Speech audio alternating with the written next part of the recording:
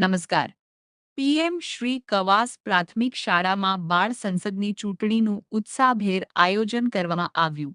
વિદ્યાર્થીઓમાં લોકશાહીના મૂલ્યો, નેતૃત્વ અને જવાબદારીની ભાવના વિકસે તે હેતુથી સમગ્ર ચૂંટણી પ્રક્રિયાનું આયોજન કરવામાં આવ્યું.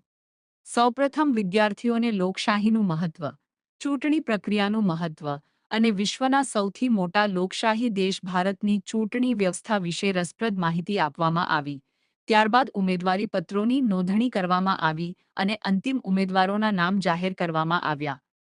ઉમેદવાર વિદ્યાર્થીઓએ ખૂબ જ ઉત્સાહ સાથે ચૂંટણી પ્રચાર કર્યો અને પોતાના વિચારો વિદ્યાર્થીઓ સમક્ષ રજૂ કર્યા.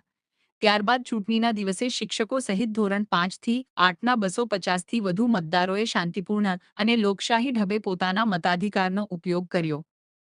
મતગણતરી પૂર્ણ થયા બાદ વિદ્યાર્થી પ્રતિનિધિ તરીકે અંશ પટેલ અને વિદ્યાર્થીની પ્રતિનિધિ તરીકે પ્રિયાંશી રાવત વિજેતા જાહેર થયા.